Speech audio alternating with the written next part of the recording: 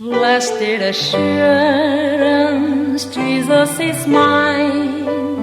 Oh, what a foretaste of glory divine, heir of salvation, purchased of God, born of His Spirit, washed in His blood. 여러분 안녕하세요. This is my story. 방언이가 보는 빛과 어둠의 세상입니다. 세상 모든 사람들이 갖가지 희노애락의 상황을 안고 어디론가 오늘도 발빠른 걸음을 하고 살아갑니다. 어쩌다가 교회 다니는 분들에게 왜 예수를 믿습니까? 라고 질문하면 복 받으려고 예수 믿습니다. 라고 대답을 하는 분들이 꽤 많더라고요. 네, 맞습니다. 죽었던 영혼이 생명을 얻는 복이니까 얼마나 큰 복입니까? 이 세상에서 생명을 얻는 복, 이 복보다 더 중요하고 귀한 복이 어디 있겠습니까? 그것은 죽었던 영혼이 영생을 얻어서 하나님과 함께 사는 참복인데, 이 복은 기복적인 복이 아니라 영적인 복입니다. 옛날 어떤 분이 이런 말을 했습니다. 왠지 주일날 교회 나오지 않으면 마음이 찝찝하다나요? 그래서 주일날 교회에 나온다고 하더군요. 교회는요, 찝찝해서 나오는 곳이 아닙니다. 이런 생각이 미신적인 생각입니다. 오늘날 교회에 나오니까 다행이지만요, 성수주일은요, 이런 자세로 하는 것이 아닙니다. 출애굽기 20장 8절 말씀입니다. 안식을 기억하여 거룩하게 지키라. 주일날 교회에서 예배드림은 하나님의 명령입니다. 왜냐하면 주일은요, 하나님께서 예배자를 만나기 위해서이며 예배자들에게 은혜를 주시기 위해서입니다. 거룩하게 지키라는 말은 무슨 뜻입니까? 평일의 생활과 구별하여 주일날 예배를 드려야 한다는 그런 말씀이지요. 시편 50편 23절 말씀입니다. 감사로 제사를 드리는 자가 나를 영화롭게 하나니 그의 행위를 옳게 하는 자에게 내가 하나님의 구원을 보이리라. 예배자는 하나님 앞에 나올 때 주님 만나려는 기쁜 마음과 예배 드릴 수 있는 것을 감사하는 마음으로 나와야 합니다. 이것이 예배자의 자세이며 마음이 되어야 하고, 하나님은 이런 예배자를 찾으십니다. 우리 목회 초창기 때였습니다. 사업을 하는 어떤 교인이 있었는데 정말 열심히 교회 다니며 사업도 성실하게 잘하는 분이었습니다. 우리는 그 교인을 위해서 또 열심히 기도했죠. 그런데 사업이 너무 잘 되는 거예요. 그래서 우리는 기도의 응답이라고 생각하고 하나님께 감사를 올려드렸습니다. 그런데 사업이 너무 잘 되니까 몇 년 후에 그분이 사업을 확장하더라고요. 또다시 우리는 확장한 그 사업을 위해서 기도를 했습니다. 그런데 그 사업을 확장하기까지는 열심히 교회 생활을 하더니 확장하고는 계속 바빠지니까 교회에 나올 수가 없게 되었습니다. 우리는 열심히 기도한 것이 수포로 돌아간 것 같아서 마음이 참 힘들었습니다. 우리는 그 부부에게 교회 생활을 하도록 계속 권면을 했는데 사업이 너무 바빠서 도저히 교회에 나갈 수 없다는 것이에요. 그 교인의 경우는 사업의 번창이 오히려 그 부부에게 신앙의 걸림돌이 되었던 것입니다. 결국 몇 년 후에 그 사업이 실패를 하고 말았습니다. 우리는 그 사업이 어떻게 돌아가는지는 몰랐지만요, 표면상으로는 잘 되는 것으로만 우리가 보았죠. 아마 크게 번창하는 가운데 빚을 많이 졌던가 봅니다.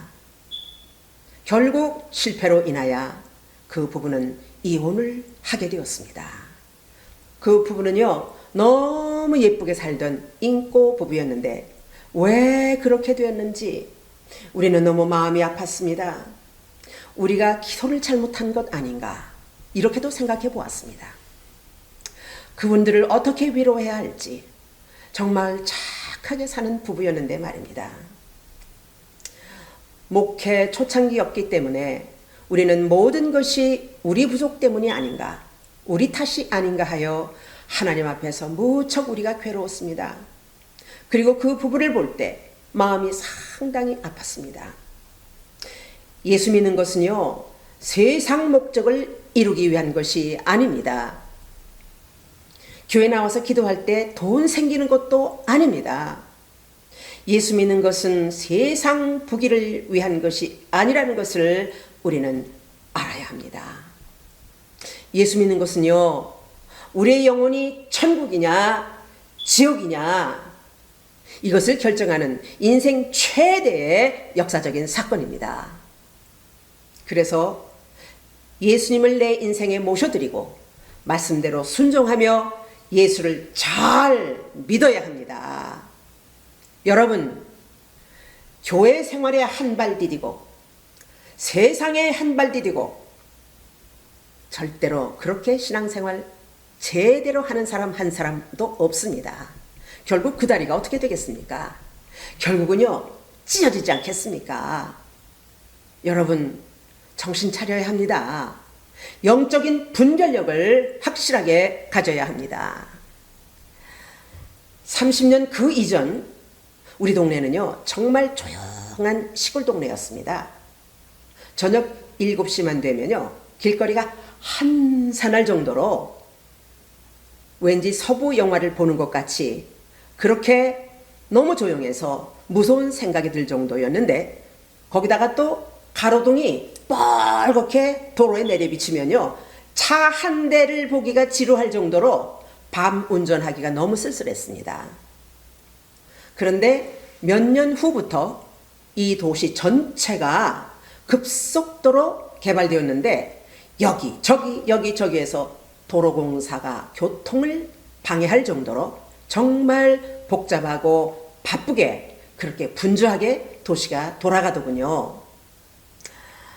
어느 날 저녁에 어떤 노부부가 차를 타고 가다가 도로 공사하는 곳에서 이리 갈까 저리 갈까 길을 헤매고 있었습니다. 그 노부부는 날이 어두워졌는데 영어 표지판으로 돌아가라는 그런 표지판이 있는데도 영어를 모르기 때문에 그 표지판을 이해하지 못하고 그냥 직진을 하고 말았습니다. 그런데요, 맞은편에서 달려오고 있는 어떤 트럭이 이 차를 못 본 거예요. 그래서 마주 오는 차를 그냥 보았을 때는 이미 속도를 줄이지 못할 정도로 이미 늦어버렸다는 얘기입니다. 그래서 앞에 오는 그 차를 그냥 들이받았죠. 어떻게 되었겠습니까? 그 노부부는 그 차 안에서 그 순간 금방 세상을 달리하고 말았습니다. 너무 억울했던 사건이었지만 누구에게도 항의할 수 없는 상황이 되었던 것입니다. 표지판이 분명히 있었는데 영어를 읽지 못했기 때문에, 반대로 갔기 때문에 그런 억울함을 당했던 것입니다. 그렇습니다. 우리는 인생의 표지판을 잘 보고 따라가야 합니다. 이렇게 세상에는요, 생명의 표지판과 죽음의 표지판이 확실하게 있습니다. 영적인 분별력이 없으면요, 죽음의 표지판을 보고 그냥 따라갑니다. 결국 어떻게 되겠습니까? 이렇게 멸망하는 인생이 되어버린다는 말입니다. 여러분이 가고 있는 인생길은 어떤 길입니까? 잘 보고 가십니까? 그런데 그 길이 죽음의 길입니까? 생명의 길입니까? 만약 여러분이 잘못 가고 있다면 이 시간 당장 속히 방향을 바꾸십시오.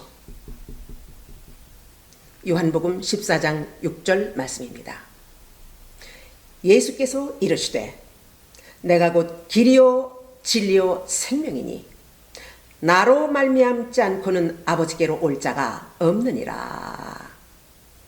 우리는 십자가 표지판을 보고 생명길로만 달려가야 합니다. 예수 믿으세요. 예수를 믿으십시오. 십자가 표지판을 바로 바라보고 따라가십시오. 할렐루야! 그 길이 참 복을 받는 길이며 우리 모두 천국을 가는 길입니다. 할렐루야! To be continued. 다음 시간에 또 찾아뵙겠습니다.